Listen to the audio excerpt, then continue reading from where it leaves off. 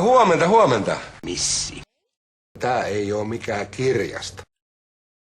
Mulla on sulle hyviä uutisia. Kuulostaa hyvältä. Mä oon siis oikeessa.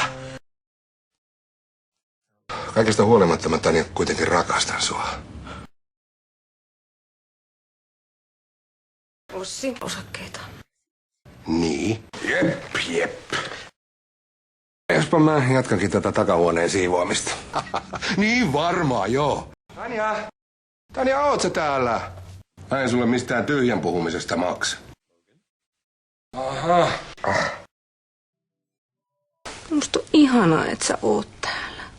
Et sä vaan halailis mua väärin perustein. No ei kai nyt sentään. Mulla seisoo. Kuulostaa hyvältä. Alkulämmittelyä.